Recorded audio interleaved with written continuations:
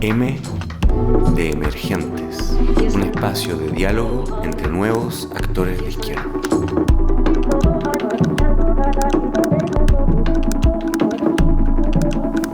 Amigas y amigos de M de Emergentes, esta vez vamos a hablar, como muchas veces, un poco de cosas que tienen que ver con la contingencia, pero nos vamos a tratar de salir un poco. Y todo esto porque hace un par de días, semanas, ganó Donald Trump en Estados Unidos las elecciones presidenciales, y hay una columna muy interesante de Pablo Iglesias de Podemos en España que habla de este fenómeno y sobre cómo tomar ese espacio abandonado por la izquierda tradicional de los sectores populares.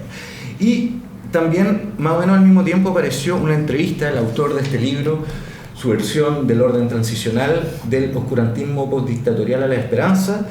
Y el titular de este artículo, que fue hace 10 días en El Desconcierto, dice: Francesco Penaglia, autor del libro que analiza la izquierda en Chile, entre comillas, no han estado a la altura de ser capaces de llegar a los sectores populares. Entonces, en este programa nos vamos a interesar de cómo estos movimientos emergentes de la izquierda chilena se hacen cargo o no de llegar a los sectores populares. Y lo vamos a hacer con Sebastián Farfán de Nueva Democracia. Hola, Sebastián. Hola. Con Claudia Sangüesa de Revolución Democrática, con Simón Ramírez de la Izquierda Libertaria. Hola. Y con Nicolás Grau del Movimiento Autonomista.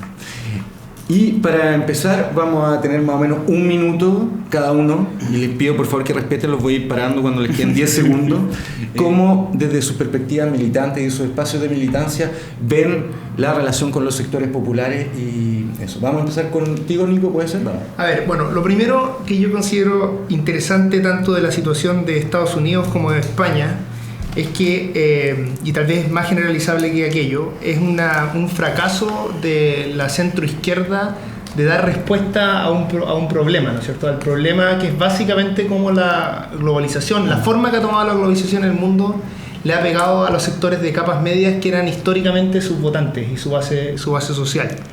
Y lo interesante, por ejemplo, de Estados Unidos es que el candidato Sanders, el candidato de la izquierda del Partido Demócrata, ¿no es cierto?, y Trump parecían los dos únicos candidatos que podían dar respuesta a ese problema. Eran respuestas muy distintas, ¿no es cierto? Sanders acusaba a Wall Street, Trump acusaba en cambio a los chinos y a los mexicanos. Una respuesta totalmente distinta, pero que lo que estaba claro es que Clinton no daba ninguna respuesta a ese problema.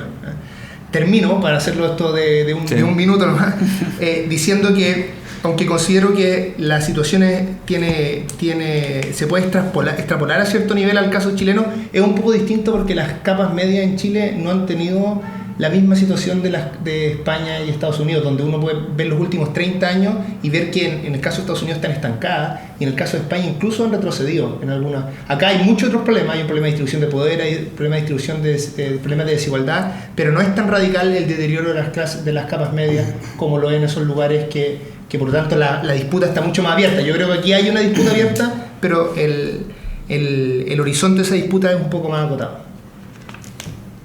Genial, muy puntual. Ya, Simón, por favor. Bueno, creo que es interesante el punto de entrada, digamos, como a la problemática que en general ha sido distinta a lo que se ha desarrollado cuando nos preguntamos sobre el fenómeno de Trump. En ese sentido, tomando también un poco lo que decía Nico, creo que el tema de cómo la victoria de Trump da cuenta de una situación de la clase trabajadora, un sector de la clase trabajadora en Estados Unidos, muestra cómo finalmente lo que representó Trump en su campaña y finalmente en su victoria tiene que ver con el fracaso de un determinado modelo, que además interesantemente se da este fracaso en los países centrales, o sea, se da como consecuencia inesperada, digamos, del modelo neoliberal, que termina por su propia lógica, digamos, afectando a los propios países centrales. O sea, cuando, no sé, Marine Le Pen dice en Francia, el problema con los países periféricos es que nos generan un dumping, digamos, como económico, que no hace que la fábrica se vaya a trabajar allá. Pareciera que la competencia desleal viene de los países periféricos ahora, afectando las clases medias o clases medias bajas, digamos, de los países centrales. Entonces hay un punto interesante que paradójicamente no es tocado desde esa perspectiva por el artículo de Pablo Iglesias, y que eso yo creo que es un punto que se puede discutir. cuando se entiende el momento populista, finalmente el momento populista tiende a ser reducido a una cuestión de crisis de política y de legitimidad, pero no está el problema de que en este caso uno lo puede significar así como la pérdida, que la clase trabajadora norteamericana perdió algo que era propia de un modelo industrial distinto al de ahora, y se reduce en parte importante al tema de la crisis política. Entonces, cuando pensamos hoy día en Chile, podemos pensar efectivamente tenemos una crisis política, pero ¿dónde está ese otro elemento que podría configurar esto que se llama algo así como un momento populista, si es que lo vamos a llamar de esa manera, pero que tiene que tener ambas patas, digamos, ambos ejes del conflicto? Claudia. Yo más bien pensé en el caso más local, a raíz del contexto internacional, pero en el caso más local. El diagnóstico que tenemos es que en el fondo la élite política está alejada de la ciudadanía en cuanto a todos los que son preferencias sociales, digamos. Hay un informe del PNUD el año pasado, creo que se publicó, donde dice que en el fondo esta élite política no tiene ninguna preferencia porque el Estado se haga cargo de las principales políticas sociales. En cambio, la ciudadanía quiere más influencia del Estado en todas las políticas sociales. Y además esta élite política está vinculada en ese sentido con la élite económica. Por lo tanto, hay un cuestionamiento, creo yo, de lo que es y cómo funciona la democracia. Eso es lo que yo veo, en el sentido de que hay una élite alejada de lo popular, de la ciudadanía, y que no está finalmente diseñando o que no está haciendo la democracia, que es traspasar en políticas lo que la ciudadanía y el pueblo prefiere. Entonces yo creo que las fuerzas emergentes, desde nuestra perspectiva, tienen un tremendo desafío en cuanto a cómo acercarse, cómo crear las condiciones primero para que la ciudadanía pueda participar. En ese sentido, por ejemplo, todo el tema laboral es importante. ¿De dónde sacamos tiempo para poder juntarnos a crear un proyecto colectivo cuando cada uno de nosotros está preocupado de su vida individual? Y esas son, como yo diría, las políticas como indirectas, en el fondo, encontrar el tiempo, crear derechos sociales, disminuir la importancia que tiene la acumulación individual de ingresos para tener tiempo para lo colectivo. Y después unas políticas que yo diría directas, que yo pensé en el gobierno de Eduardo Frei Montalva. En realidad, esta revolución en libertad tenía este eje de crear poder popular a través de la generación de organizaciones sociales, que fue importante, y yo creo que por ahí también va nuestro deber, en qué manera creamos y empoderamos a las organizaciones sociales. Ya, Sebastián. Sí, bueno, yo a propósito de los dos textos que están en el debate, el de Francesco Panaglia y el de Pablo Iglesias, me preguntaba a propósito de un tema que ya es viejo igual en la izquierda, que es acerca de esto del sujeto. O sea, el sujeto se construye o está dado, y por lo tanto son dos perspectivas también de análisis que implican un acercamiento distinto para la izquierda emergente. Me parece que en el texto y en la entrevista también de Panaglia hay una visión del sujeto como ya dado, o sea que la izquierda emergente no llega a los sectores populares que ya están dados en sí, y por lo tanto hay que hacer un acercamiento a ese sujeto popular. A mí yo creo que una de las principales novedades del postmarxismo, y en eso también de Pablo Iglesias, el fenómeno Podemos, más que el populismo en sí, a mi juicio es la construcción de sujeto, o sea, el sujeto como construcción, más que como algo dado. Y en ese sentido, la importancia, como dice la Clau, ontológica de la política, más que lo social. O sea, cómo se construye un ordenamiento a partir de la política y de las fichas, cómo se ordenan en un tablero.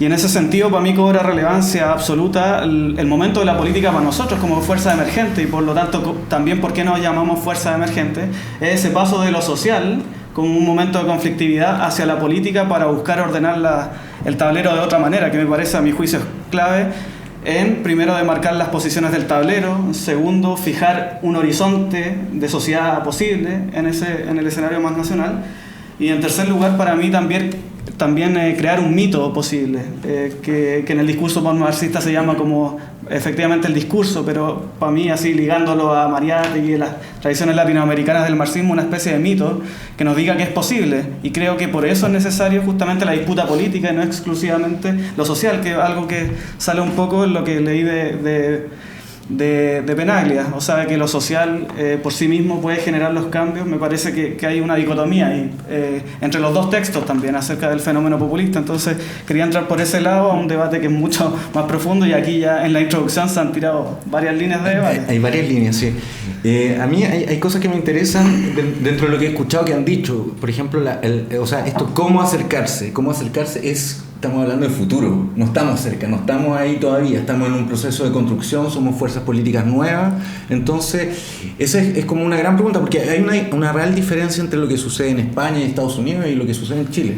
O sea, en los países centrales, como decía Simón, estamos en un periodo de regresión social, digamos, y en países como Chile nosotros estamos frente a la construcción de derechos sociales, o sea, mal construidos y todo eso, pero partimos de bien lejos. Entonces hay una respuesta que debería ser necesariamente distinta.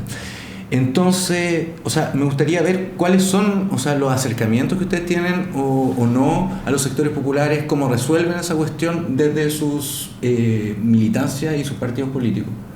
Eso. ¿Vamos en el mismo orden? Bueno, ¿puedo decir algo antes de porque me hizo mucho ruido?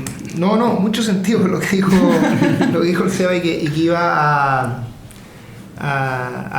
lo iba a decir de otra manera, y creo que puede ayudar eso para el diálogo. Que lo que yo considero muy interesante, sobre todo del caso estadounidense, que fue tan claro, y es que las condiciones materiales son muy importantes, ¿no es cierto? Hay un deterioro material, como hablaba antes, hay una pérdida del poder de los sindicatos en Estados Unidos, hay una simetría de poder muy fuerte del 1% que ha concentrado riqueza, pero sobre todo ha concentrado poder. Todo eso es cierto, pero ese mismo problema material no tiene nada determinista respecto a cómo se articula políticamente. Sí. Hay un rol de lo político que no es simplemente expresar lo que sucede en términos materiales, sino que es mucho más complejo. Entonces, un grupo, Trump, lo que puede hacer es decir, el problema de los trabajadores estadounidenses, toda esta pérdida de poder, no tiene que ver, ¿no es cierto?, con esta concentración del 1% en Estados Unidos, sino que tiene que ver con la migración, tiene que ver con los malos tratados de libre comercio, en fin. Y Sanders, en cambio, apunta a lo que sería algo más cercano a nuestra visión, ¿no es cierto?, a tratar de articular ese descontento, politizarlo, pero desde una perspectiva de izquierda, ¿no es cierto? Que una perspectiva de izquierda no puede estar contra la migración, y una perspectiva de izquierda siempre tiene que estar por esa distribución del poder. Sí, que ahí hay un punto que es interesante, porque cuando uno ve qué es lo que propone Trump, digamos, hay un artículo que anda dando vuelta y que es un columnista, digamos, que lo que hace dice, pase horas viendo el discurso de Trump, y me di cuenta que el grueso de sus discursos no habla sobre xenofobia, ni racismo, ni sacar a los inmigrantes, porque su propuesta de expulsión de inmigrantes, de deportación, no supera más o menos lo mismo que ha deportado Obama. Entonces, tienes otro punto que voy a referir al tiro, pero el centro de su propuesta está en el asunto de la economía, y en particular del libre comercio, y en particular con una vuelta al proteccionismo que parece interpelar a la izquierda de una manera importante, porque cuando Trump nos dice que hay que volver a cerrar la frontera y traer, y si Ford no se viene de México a Estados Unidos a traer sus fábricas, o si no le va a aumentar un 35% la arancel a los autos construidos de afuera, es una propuesta de izquierda, se está acercando a las propuestas de izquierda, y yo creo que ahí hay que tener mucho ojo. Pablo Iglesias lo dice, o sea, no por pensar este tipo de cosas ocurre o podría ocurrir que los extremos se juntan, no hay nada más lejano en este caso. Y acá en el caso de Trump, que es por lo cual Pablo Iglesias además lo califica de una propuesta fascista, con lo cual yo creo que acierta, digamos, es que al mismo tiempo que propone esa vuelta al proteccionismo, digamos, ese combate como al libre mercado en ese sentido más salvaje, no tiene ningún interés en alterar las relaciones de propiedad, ni generar un modelo de redistribución de la riqueza. Y ahí es donde está la centralidad, digamos, como en una propuesta de izquierda que se opone a una propuesta como la de Trump, enfrentando un problema que es común, que efectivamente el neoliberalismo, en el caso de los países centrales, tuvo los efectos que acabamos de ver, que sacó a las empresas y las capas medias se vieron desprotegidas. Pero acá, en nuestro país, el libre mercado tiene consecuencias distintas, pero también sujeta a la condición de país periférico, digamos, como un exportador, exportador de materias primas, primario exportador, etc. Entonces, lo importante es cómo nosotros desde la izquierda damos una respuesta a eso, donde sí apunta a los elementos centrales de la estructuración de la sociedad neoliberal, digamos, que tiene que ver con esa redistribución de la riqueza, alterar las relaciones de propiedad y socializar el poder político. Yo voy a volver al tema de democracia, pero a raíz de lo de Trump también y Estados Unidos. Hace un par de años atrás vino para acá un académico norteamericano, de apellido Bartels, que no me acuerdo el nombre, a presentar un libro que se llama Unequal Democracies, es como democracias desiguales. Y en el fondo lo que él planteaba era un cuestionamiento de todas las democracias del mundo, en el mismo sentido que yo decía recién, en el sentido de que hay una élite política que no piensa lo mismo que el resto de la sociedad, y que además piensa muy parecido a los grandes empresarios y grupos económicos. Y esto además se refleja en políticas. Por ejemplo, en Estados Unidos, en los momentos, lo que ha pasado con la desigualdad es que ha aumentado en los últimos 30 años, 40 años. El 1% más rico es cada vez más rico. Y esto se da porque en los gobiernos de derecha en Estados Unidos se crean políticas que aumentan la desigualdad, y en los gobiernos demócratas se crean políticas que no la disminuyen. Entonces, continuamente está aumentando. Y por lo tanto, no hay ningún gobierno, no hay ningún bloque político en Estados Unidos que genere políticas para disminuir la desigualdad. Y esa es la gran frustración. Y eso no solo pasa en Estados Unidos, sino que en el resto de Europa también. Entonces, yo creo que hay una especie de fracaso completo de las instituciones políticas de enfrentar el tema de la desigualdad al interior de los países en este neoliberalismo global, que lo que hace es enriquecer a cada vez menos personas y enriquecerlas fuertemente. Entonces ya no es el 1% de Chile, el 1% de Estados Unidos, el 1% más rico en Francia o en Suiza, es el 1% más rico a nivel global, que determina además las políticas económicas a nivel global, y que en este momento está cuestionando, lo que ha hecho ha sido cuestionar la democracia.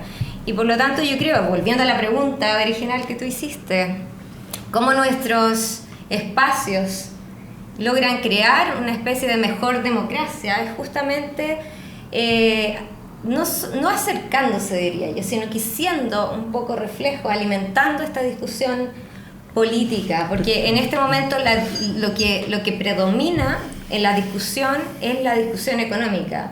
Bajar la discusión o trasladar mejor la discusión a la discusión política es un objetivo. Pero una pregunta, o sea, sí. ¿Es posible, digamos, de alguna manera como separarlo más allá de los planos analíticos, digamos, como la desigualdad económica, como la desigualdad política? O sea, a mí me parece que en general este mismo modelo, digamos, genera dos operaciones de desposesión, digamos, que son analíticamente separables, pero simultáneas en la realidad, digamos, que tiene que ver con una extracción de riqueza, digamos, de un sector a otro, que tiene que ver con este aumento constante de la desigualdad, pero al mismo tiempo una extracción, digamos, como de poder político de un cierto grupo hacia otro, que también... La observación que quería hacer, que era como de la primera palabra que tenía a propósito, en un momento nombré esto del mito, porque en la experiencia que nosotros hemos tenido, por lo menos de gente que venimos de Nueva Democracia para atrás de la UNE, y mucho más atrás, de colectivos universitarios, siempre estuvo esto de lo popular. Por eso este libro me recuerda mucho a eso, como lo popular como algo casi un sujeto en sí mismo, muy endiosado, o el trabajador como el sujeto. Y bueno, nosotros en ese transcurso nos llevamos varias sorpresas acá en Chile. O sea, por lo tanto, por eso para mí es importante este tránsito a eso como del mito, de la idea desde lo económico hacia allá. O sea, en luchas obreras así muy grandes con sectores de portuarios, trabajadores del cobre, nosotros hemos estado en montones de esas movilizaciones, pero después me llevaba yo a la vuelta de las contiendas electorales siempre la sorpresa, después de la barricada de la lucha, de conversar a propósito de lo político, y toda esa gente votando o por Piñera o por Michelle Bachelet, cuando nosotros incluso en 2013 intentamos hacer una apuesta que fracasó, que fue toda la moneda en ese momento, pero que no hacía sentido en la gente.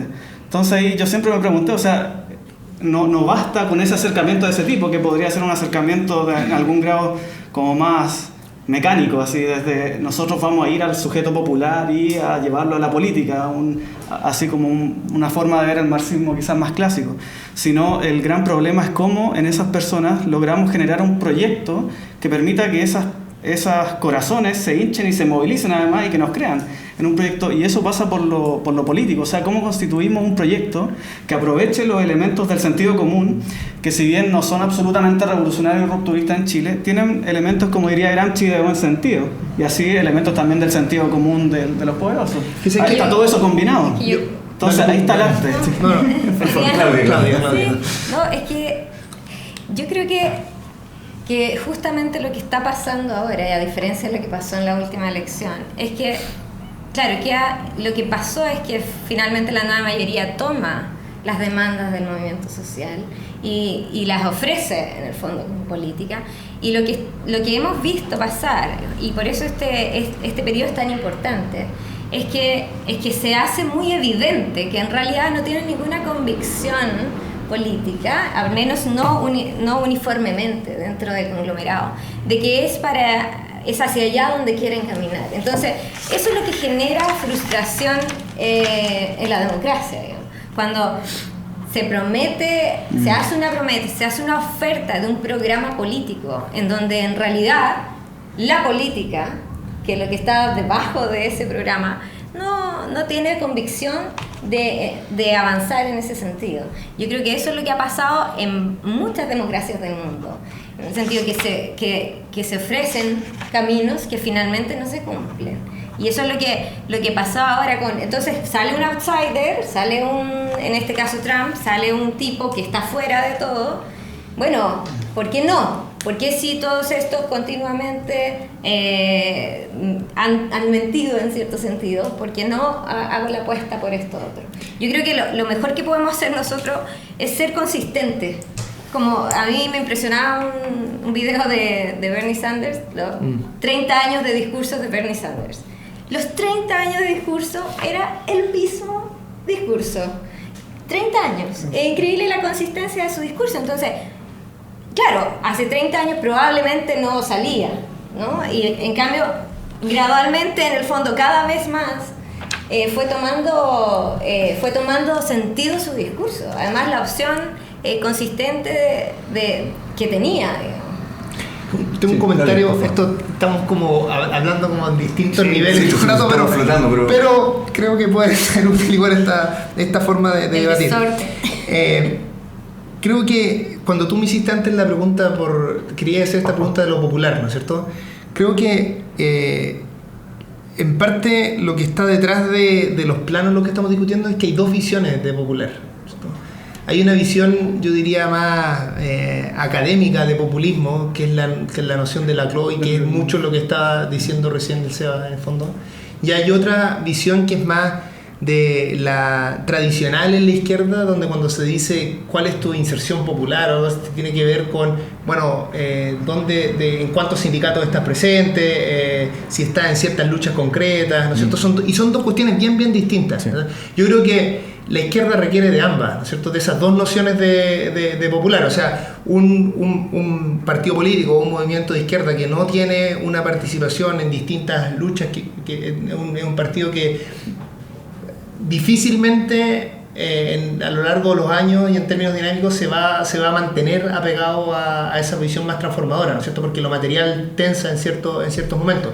Pero la otra noción de popular, que es la noción de mito, por ejemplo, que está diciendo Seba, tiene que ver ahora ya más con la posibilidad de tener un proyecto nacional popular, ¿no es cierto? Una idea general que apele a la totalidad o a un grupo mayoritario del país, ¿no es cierto? Una construcción de mayoría que es compleja porque tiene que articularse a partir de intereses que son muy diversos, que incluso pueden ser contradictorios. O sea, no sé, imagínense, para dar un ejemplo muy simple, las luchas que hubo en algún momento en el sur extremo de Chile, algunas de ellas que eran algunas luchas sociales, había cierta contradicción, por ejemplo, en algunas demandas de ciertos subsidios para una mejor calidad de vida en invierno y la lucha ecológica, por ejemplo. Ojo, sobre eso mismo, aquí mismo, Valparaíso. O O sea, se logró constituir un movimiento, un sí se puede, pero dentro tú tienes desde pequeños, medianos empresarios, incluso empresarios y trabajadores que chocan con esa visión. O sea, tienes todo eso en un proyecto. Y eso yo creo que uno cuando quiere construir un proyecto mayoritario, ¿no es cierto?, es indispensable hay que gestionar políticamente y socialmente entre todos, ¿no es cierto?, esa posibilidad de construir esa visión más mayoritaria, que yo creo que lo nuevo en Chile es que no se requiere la firma de Escalona o de Ignacio Walker para hacer un proyecto popular mayoritario, ¿no es cierto? Eso no, yo creo que eso es una situación nueva en Chile. Pero en cualquier caso es importante, insisto, distinguir estas dos cosas cuando llamamos popular. Lo que está en ese libro, por lo menos lo que yo leí en la entrevista, es la visión popular no la visión de Pablo Iglesias o de Rejón o de Laclau, sino que es la visión de si ustedes no fundan un plebiscitario popular en los lugares, no hacen construcción política. Si ustedes no están metidos... Ya, pero igual lo necesitamos. Y estamos hablando cierto, todo el rato de necesitamos las dos cosas. Cómo generamos una base social. Pero a veces el problema es que es paradójico, pero esta misma enfoque de la izquierda a veces peca de un elemento sustantivo respecto de la definición de lo político desde una definición liberal, digamos, que lo que hace precisamente es separar las dimensiones de lo político y lo social como dos planos de realidad que no operan juntos. Y cuando te dicen como desde lo social simplemente se puede constituir algo que haga cambio, lo que en el fondo están diciendo hay un espacio que es lo social, que además es puro, digamos, no tiene los vicios de la política como si fuesen intrínsecos a la política, no a un tipo de política, etcétera, y desde ahí vamos a cambiarlo todo, que también a veces es como la deriva salazariana, digamos, de comprender los conflictos sociales, y que termina replicando la misma separación constitutiva de la política liberal. Entonces yo creo que hoy día, cuando nosotros planteamos cómo esa relación es el vínculo desde las organizaciones políticas hacia lo social, lo particularmente revolucionario respecto de lo que hay hoy día, tiene que ver con precisamente una forma de entender el acercamiento hacia lo popular que implica indisolublemente la politización constante de lo social y la socialización de la política, digamos, que a pesar de que es una cuña muy repetida en los últimos años, tiene mucho de verdad y creo que es una tarea fundamental hoy día. Y que eso es un poco lo que se va respecto a lo que ocurre cuando hay fenómenos como lo de Valparaíso, que también es un poco el fenómeno populista del que habla Berrejón. Quizás en Valpo hubo un momento Sharp, ¿cachai? O sea, como entre los términos de los que lo plantea... Momento Sharp. así lo plantea Iglesias, ¿cachai? O sea, cómo se constituyó ese escenario en el cual crisis de legitimidad, etcétera, y que además el momento se consagra con la victoria. Entonces, ahora el problema es cómo constituir eso a futuro, digamos, porque en el fondo ya tenemos tareas concretas que tienen que ver con esa Claudia de democratizar, superar los enclaves pinochetistas, pero hay que avanzar. Sobre eso, quizás es interesante ponerlo... disculpa, iba a hablar. Pero quizás porque este debate de repente se torna súper académico entre visión social y la política, como dos entes separados, pero hay que tirarlo sobre la estrategia, a mi juicio, o sea, sobre la política contingente y cómo lo entendemos ahí. Y quizás ahí la distinción y lo provechoso de que hacía Pablo Iglesias en un momento era cómo entendemos, por ejemplo, las trincheras en el marco, si lo dividimos analíticamente, de lo social y de lo político. O sea, en lo social la posibilidad es que uno puede cavar trincheras quizás más profundas, donde uno puede tener más raigambre, incluso resistir más momentos difíciles. En cambio, en la política las trincheras son súper poco profundas, pero te permiten una visibilidad mayor, un ordenamiento del campo. Es la diferencia de la izquierda y la derecha, en el fondo. ¿Dónde estáis parados? Perdón. Claudia, por favor. Aquí aparece como yo diría algo que a veces puede no entenderse, que es como esta idea de que porque el Nico decía recién, hay que ampliar, ¿cierto? Hay que conjugar en un espacio colectivo lo más amplio posible, lo popular, y construir desde ahí. Y yo diría que también los grupos políticos de izquierda tienen un proyecto político, ¿sí? Un proyecto político que tiene ciertas características, diría yo. Diría socialista, socialdemócrata, feminista, por decir al menos 3 cosas. Y entonces un proyecto político que tiene cierta ideología detrás también ofrece al país, un camino. Y un camino que tiene políticas, que tiene ciertas políticas específicas en temas de derechos sociales, en temas de distribución del poder, políticos, en temas de distribución de la propiedad, en temas de redistribución de poder en las relaciones laborales, ¿cierto? Hay temas específicos. Entonces, claro, parecería que si uno se amplía como a lo popular, como que se desdibujara el proyecto político. Y yo creo que no es así, que las cosas van juntos.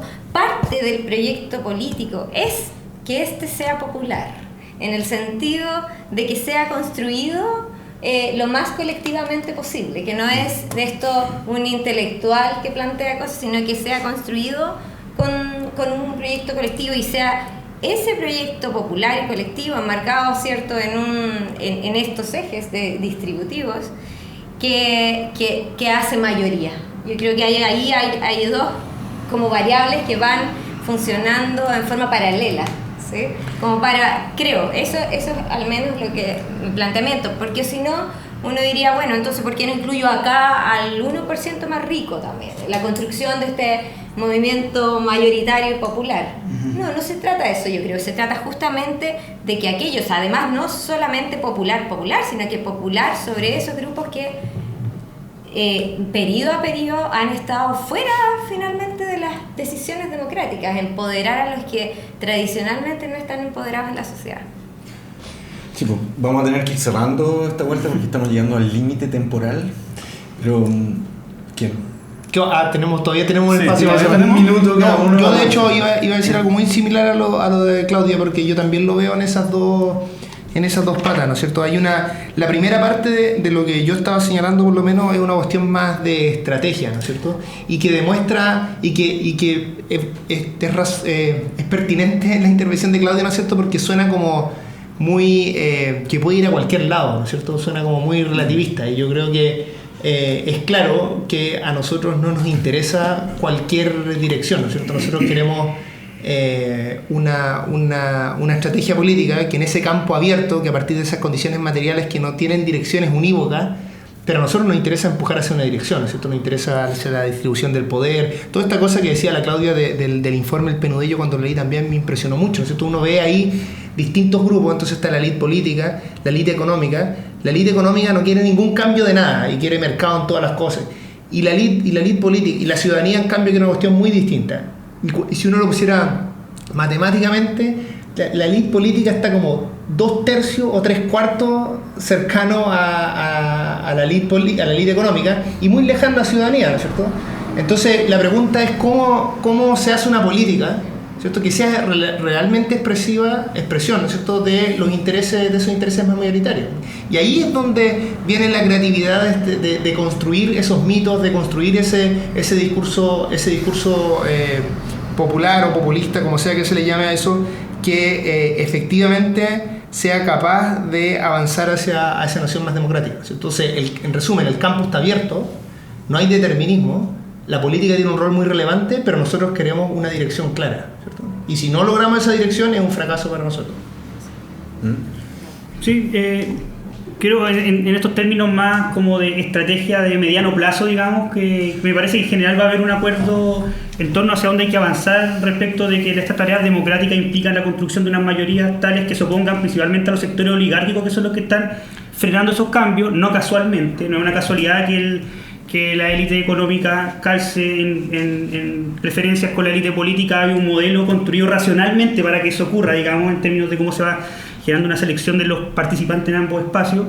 Pero lo importante, me parece que es fundamental, que es que tiene que ver con la dirección, y eso es un poco el término de estrategia que ocupó PVC, después ocupó Claudia, hacia dónde está yendo y cuál es la centralidad de los sectores sociales que están intentando de empujar esos cambios, no solamente en la calle, sino que también en la elaboración política de las propuestas. Y eso yo creo que es un elemento que también es central en torno a lo que nos define como izquierdas, digamos. Y creo que en un modelo como el actual, donde se generan tales antagonismos sociales, nosotros no podemos, en pos de solamente desbancar a la élite, abandonar lo que sí es una propuesta propia de nuestro proyecto histórico, digamos, que tiene que ser la vehiculización de los intereses de las clases populares y subalternas, en definitiva el mundo de los trabajadores y las trabajadoras. A mí me parece que es fundamental que eso no se pierda de vista cuando nosotros pensamos, ok, quizá una apuesta populista en estos momentos con alguien que permita vehiculizar y movilizar las emociones, como decía Seba, puede tener sentido, pero en lo estratégico nosotros no podemos perder que la finalidad de nuestro proyecto político, nuestro proyecto histórico, es la vehiculización de esos intereses. Ya, y con eso, Claudia, ¿quiere hablar después o cerramos? Ya. Ya, yo soy el jefe. Tenemos que empezar a pelear, sí. Igual. Ya, Sebastián. Yo me voy a forzar por eso. La próxima vuelta ponemos difícil. Pero Sebastián, peleando porque, o sea, hablamos mucho hacia dónde y todo eso está más, yo creo que está más o menos claro, pero el cómo es lo que no me queda claro nunca. ¿Cómo vamos a...? Yo quería hablar de eso. Pero, ya, está bien, pero... ya. Sí, o sea, para mí por eso es clave el tema del Frente Amplio, por ejemplo. Yo al Frente Amplio no me lo imagino como una conjunción de partidos políticos y los que estamos acá en la mesa somos el Frente Amplio. No, sino que justamente es la constitución de ciudadanía, pueblo, el sujeto popular, como queramos decirlo, pero es la constitución de un sujeto que nos permita desbordar la institucionalidad, en el fondo. Y para eso el Frente Amplio tiene que desbordarse a sí mismo, y creo que por lo tanto para eso estamos atrasados, en muchos sentidos, o sea, de hacer un llamado nacional, un llamamiento nacional a que la gente venga a un Frente Amplio, se motive, participe y demos todos los canales posibles para que unamos lo social y lo político, y ahí dejemos esta cuestión que apareció también en el debate, de separación de esos elementos.